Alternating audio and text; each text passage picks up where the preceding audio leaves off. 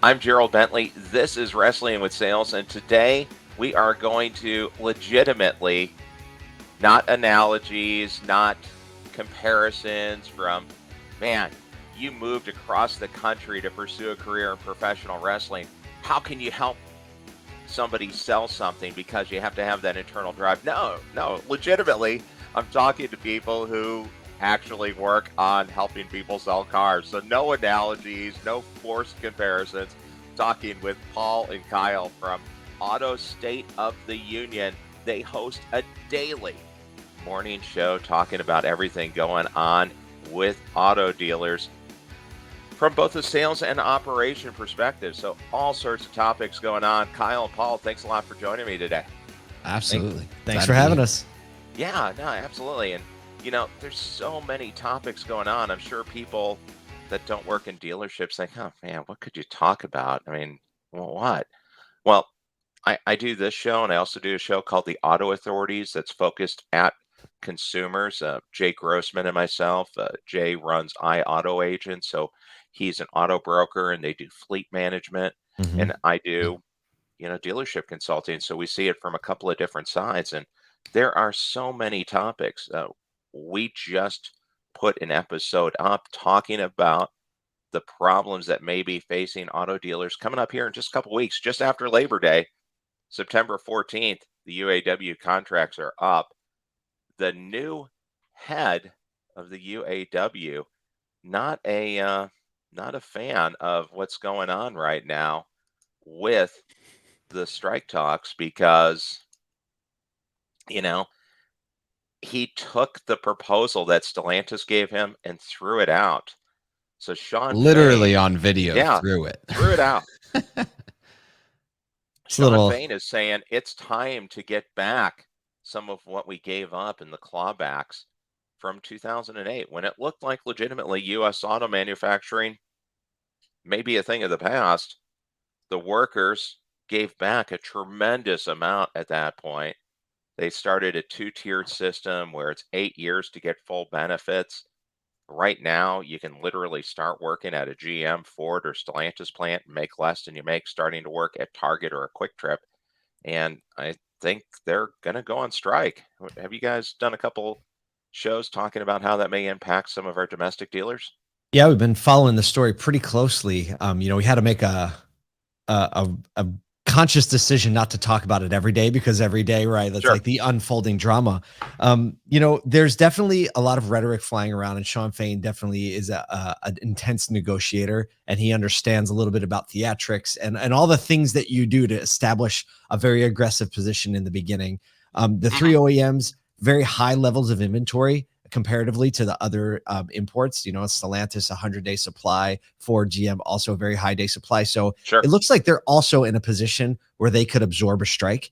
So, we hear a lot of opinions back and forth all over the industry, and it's kind of split down the middle. I think half of the people feel like they're definitely going to strike. The other half are like, nah, I think we'll get an agreement, and it's just theatrics. So I don't know. I wish we had some insider information for you, but we just don't. Yeah, I But mean, it is tough to say because, and Kyle, we just got through the summer of the strike. The Screen Actors Guild, they're still on strike. The writers are still on strike.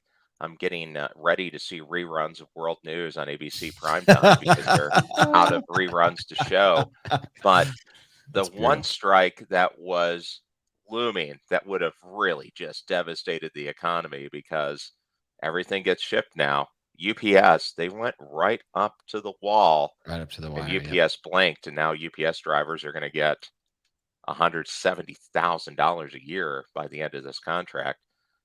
Do you think that we're going to be kind of walking down that same path?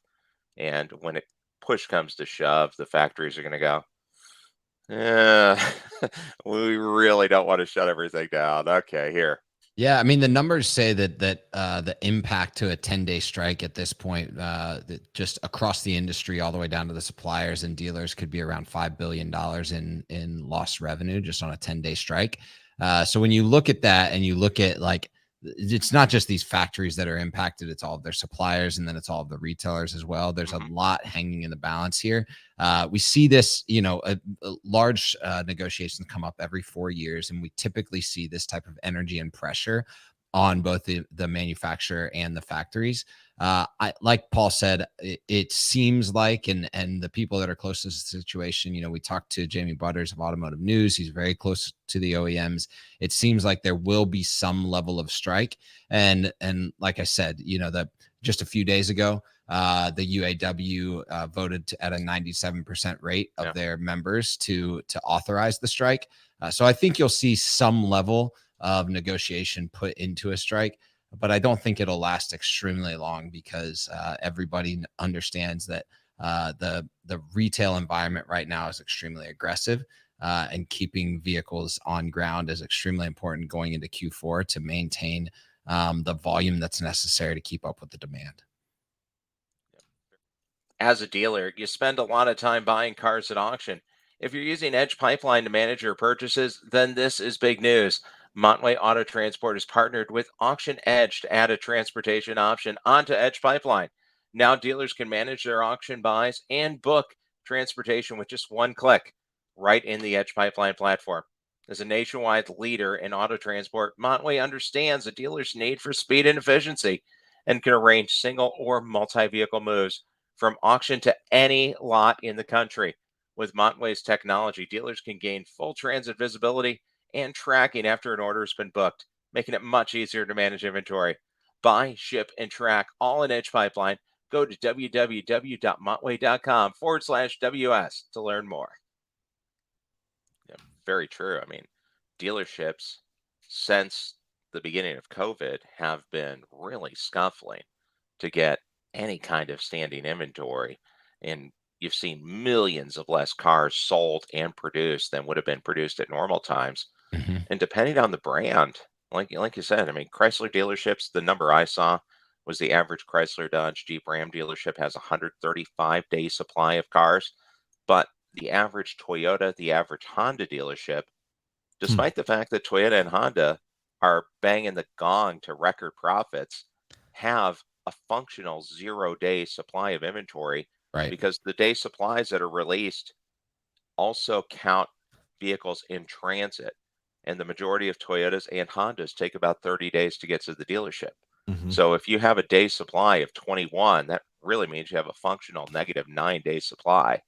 So everything is still really, really tight. Without a And doubt. I think that's really having a pretty good effect on the economy, because it takes a lot of shirts and a lot of vacuum cleaners and flat screen TVs to equal the economic impact of selling a car. That's true. That's a really good.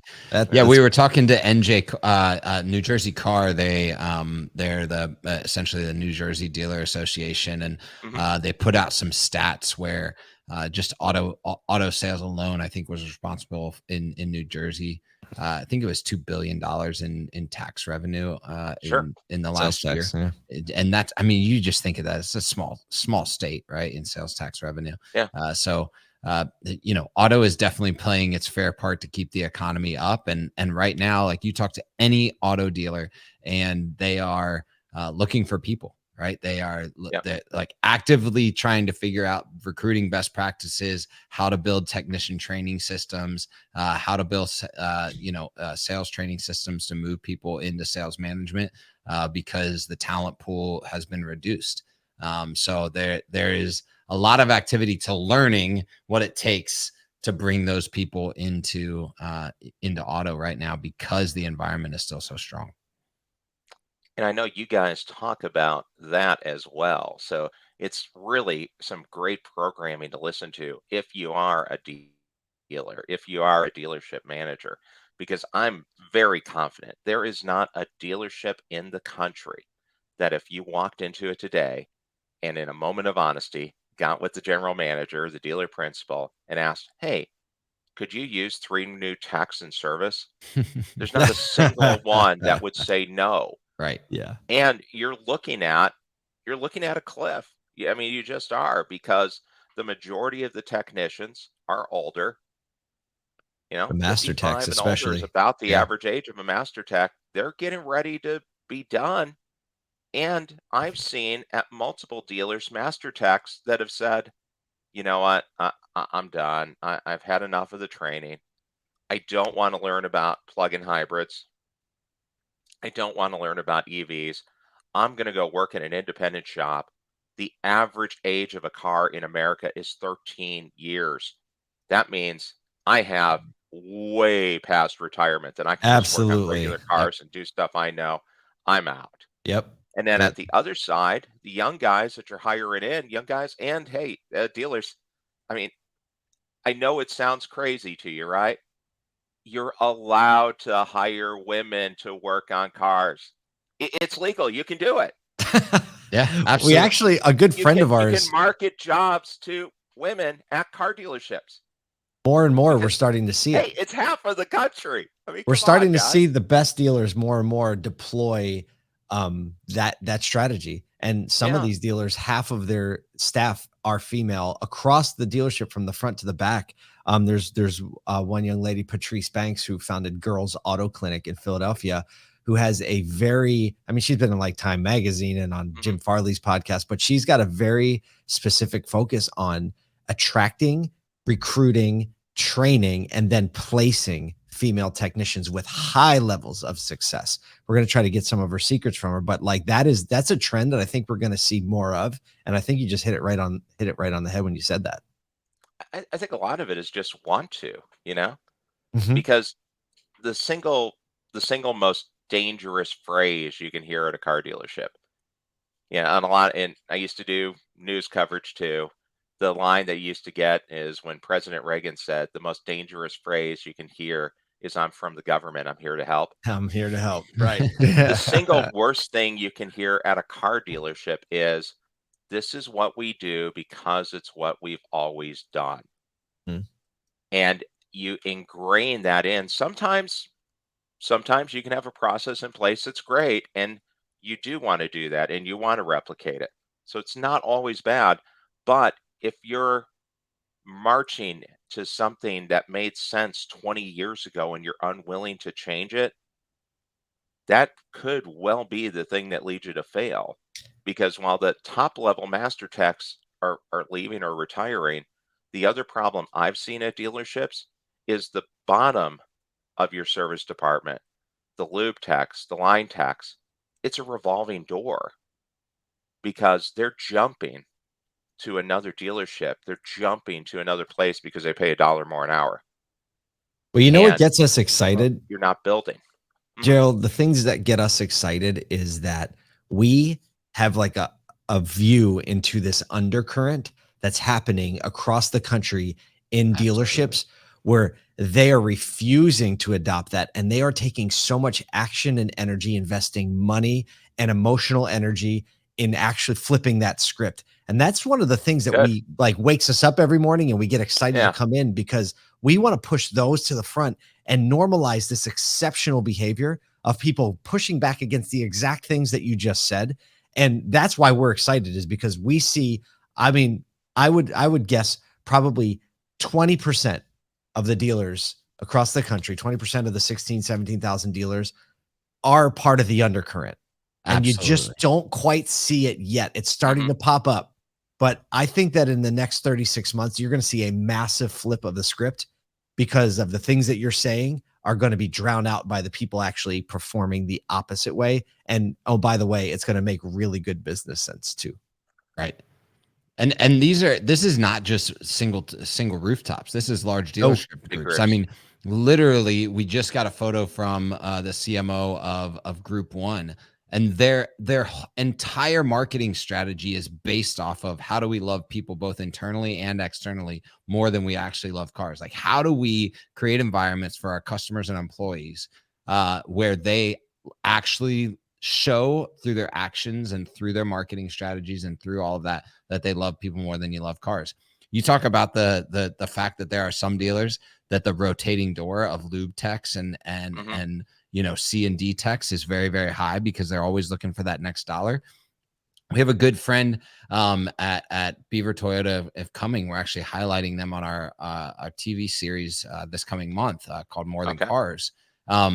They literally hang in every single department career path growth. Like, here's how you go from here to here, and their retention is over 98% in every single department because they're showing people a path to growth and not just saying, hold on there, you're going to be there for a hot minute. It gives people the opportunity to grow. And that type of behavior is like every business vertical could learn from that type of behavior. I think literally, like what Paul was saying, in the next 36 months, you're going to start to see the undercurrent be the current that everybody sees. You're actually going to see other business sectors start to look at automotive, I believe. Oh, now he's preaching. Oh, I fully believe it, because I think automotive is so much in the pop culture eye right now because of EVs, because of plug-in hybrids. We're actually going to see other business verticals start to reach into automotive and ask for like dealers to be speakers at their conferences because they're wondering how they're doing business. I fully believe that that's going to be the case in the next 36 months. I could see that, because I think, and we do have something in common. I started doing this show during COVID because honestly, everybody was at home, had some time, and now you can run broadcasting out of your house. So I decided, why not? Let's give it a try. And you guys started Auto State of the Union during COVID, and there's a way to communicate a message and to broadcast, to build an audience, to build a community that really, because of some unintended consequences from the COVID shutdown, from the inventory shortage, dealers haven't had to do the last few years. I mean, dealerships, it was a great time to have a dealership. The Virtually best time every in brand, history to have a yeah, dealership. Absolutely. every brand was selling every car. Every car was selling Top at dollar, MSRP or over. right. You Yep. couldn't possibly overbid a trade because trades were going up. Yep. Banks were begging for business because unit volume was down, so they were approving almost anybody. Now it's getting back to a little bit snap back to reality, and you're having to work, you're having to try and make deals, you're having to close deals, and that dealership that can make a difference, that can convey to people that we're really trying, we want to work with you, and not just say it, but actually integrate that into the whole process, is probably going to be the one that wins. True. Yep. True. I mean, dealers are riding high. It's, to tie this back to the strike story, strikes and contract negotiations, the disadvantage to them is that typically when they're negotiated, you're on the tail end of something, right? They're not a leading indicator, it's a trailing indicator. And so, like, when back in 2008, right, the industry was coming off of a lot of hard times, right? Or just in them. And so they've renegotiated this. And now, so far later, they're coming off of some really good times. The problem is that still moving forward, OEMs have to invest so much money into this new sector of EVs. They're losing billions and billions of dollars. You have new entrants like direct to sales models like Tesla, Rivian coming into the market. So there is this whole, like, what season are we in now? But the question is, what season will we be in for the next 5 to 7 years over the next contract? And so the dealers that have changed and pivoted, they've invested the money that they made during that time. We've obviously seen high acquisition, like high price acquisitions and exits, but that's starting to change. It's still solid though. And you see all these profits. Back to like what the best dealers did is they took that money and they took that opportunity of being locked down, needing to do business in a different ways. And they've invested in tech. New companies are popping up that have solving a lot of the website problems, the speed issues, the online process issues, and they've been forced to think about the handoff between the web experience and the store experience. And so, like, COVID has, pushed people like us to start new things because the situation required it. And I think automotive is coming into this renaissance where the crisis situation started it. And I think it's really hard to argue that we're not a lot better for it. Like we progressed 10 years in the last 2 because of all that. Absolutely. Yeah, constant change. And I think anytime there is change, there's also kickback, there's a resistance to it. Oh, yeah. Oh, and there's plenty that are that way. And we're seeing, I mean, like you see this in chat rooms and on LinkedIn, you see this dichotomy of like there are dealers that feel the pressure of a potentially struggling market, of slower showrooms, but then you have other dealers that have taken that investment, the same thing that Paul is talking about, invested in their people and their technology and their processes, and they're actually like succeeding more than they have historically. And so you've got this weird dichotomy in the market where there's going to be a massive gap in winners and losers, to those that are paying attention to progressive mindset and those that kind of rested on their laurels. Well, and I think there's a little bit too much kickback too. To the EVs are fat, they're dead. It's not going to work. Look, dealers are turning down EVs because if you take a look back at any innovative technology, they do follow a chain of events. There's the release, there's the early adoption, people that are true believers. I'm going to get it. I don't care if it's a beta version. I don't care if it's not perfect. I want it. And they buy it. And they buy all of them. Then you get a little bit of a dip down because the production isn't at full steam yet. The prices are still high. People are hesitant. They don't want to do it. I could be talking about EVs. I could be talking about DVD players. I could be talking about smartphones. Every DVD technological innovation follows the same pattern. This isn't something that was unpredicted. There's a reason why every manufacturer is either partnered up with somebody or actively building their own multi-billion-dollar EV battery factory. There's one being built just a couple of miles away from me for $4.5 billion by Panasonic to make EV batteries for auto manufacturers. They built it on spec. These people aren't idiots. They're not going to fail. And when there's all these EV batteries available, you don't think that the prices of the EV vehicles are going to drop like a rock? If you don't believe that, look at your flat screen TV in the house that you probably bought for $400 or $500. Back when I I was in remember my grad first school, one. Yeah. My first flat screen was 32 inches. It was maybe 720p. Yeah. And it was like $1,700. Well, I was going to say, back when I was in grad school, and it was this an thick infomercial for a 27-inch flat screen that they were going to use for surgical room monitors. It was $25,000. And we were amazed. We couldn't believe it. This would have been like 90, I don't know, 94 or something.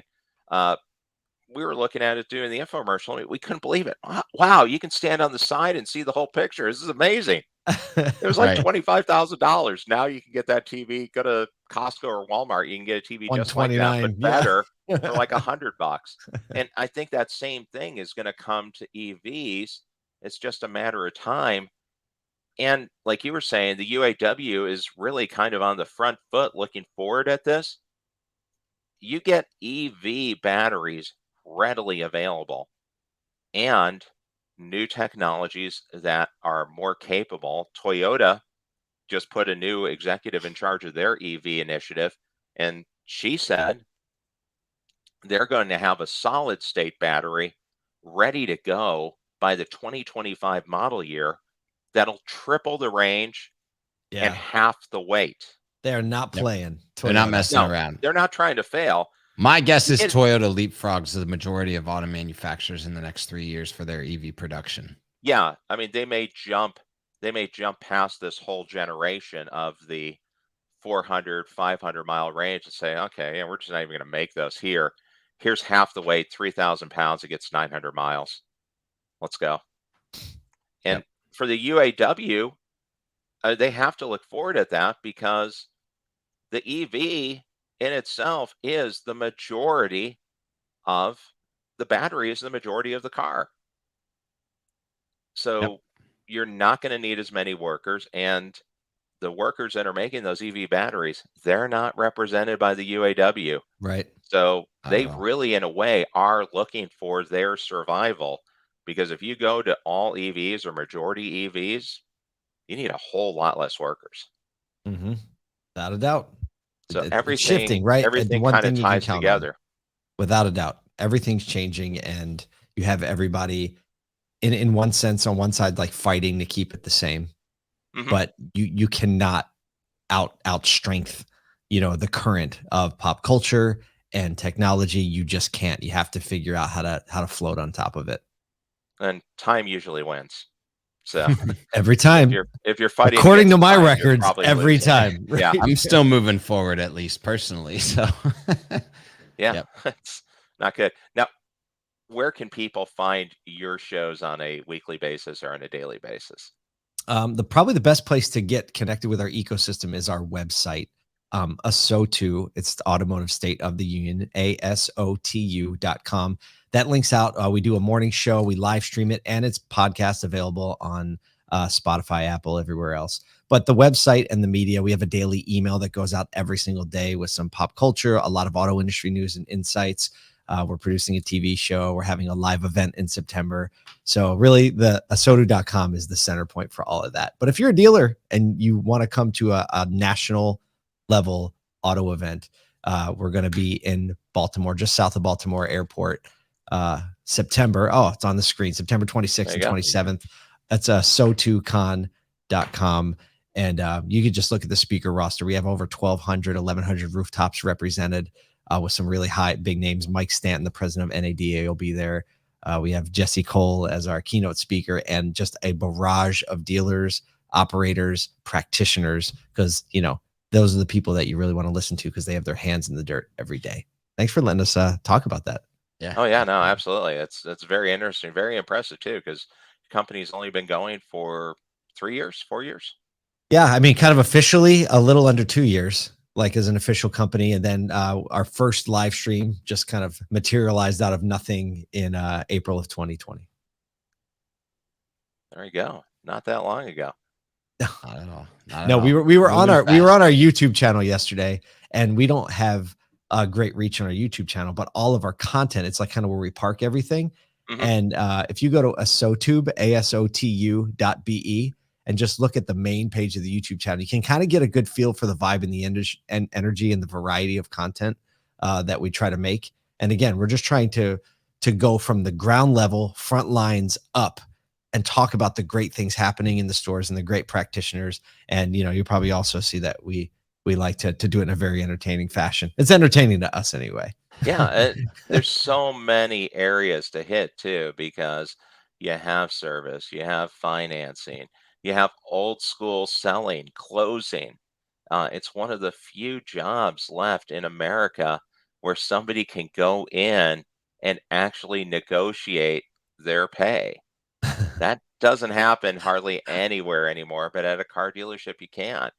It's one of the few jobs that's still largely, even with the big groups, the majority of it is family owned. That's So right. there is a Yep. local impact in virtually every city in the country outside of the top 30 cities.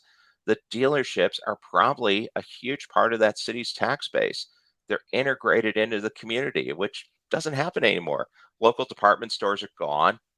Even Nordstrom Dillard's are the last family-owned department stores left, and they they have a lot of private equity money. They're publicly traded companies. It's a different universe.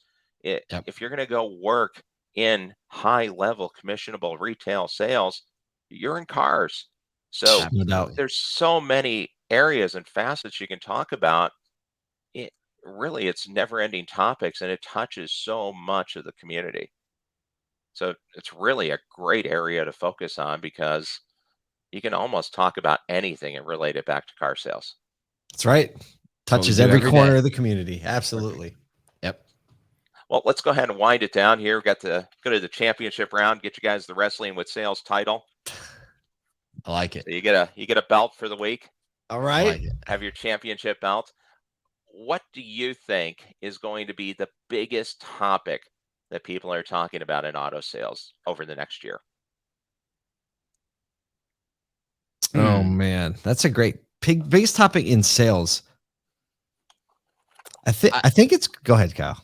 Yeah, I think the biggest topic in sales is going to be how to build an experience worth visiting the store still, Hmm. um, and what that experience actually looks like. There's been a lot of testing the ground with digital retailing, omni-channel retailing, understanding like what the showroom process may need to change and look like.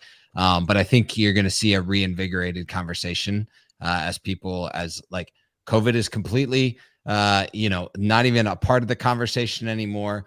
And we're seeing all of this conversation around Gen X moving back into like loving going to malls and loving going to shopping and retail Hmm. experiences. So there's going to be a reinvigorated conversation around the actual shopping experience. We're going to move away from like analytics and marketing and tech and all that, and we're going to go back to shopping experience as the main thing that we talk about. And so you're going to see that in the sales environment as well. I I'm like gonna that old I'm gonna school produce the body.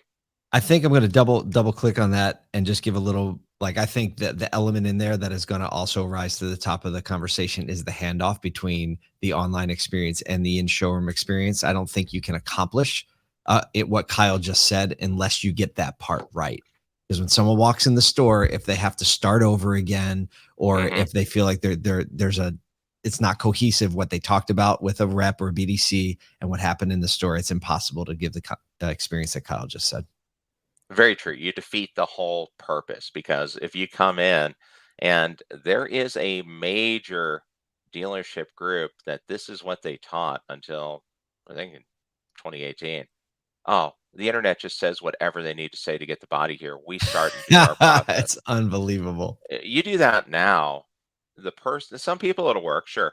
But you do that now, the majority of customers are going to go, why am I talking to this clown? Yeah. And they'll bounce. It's out. So that's a good point. Now, how about what do you think is going to be the key for a sales rep to be successful?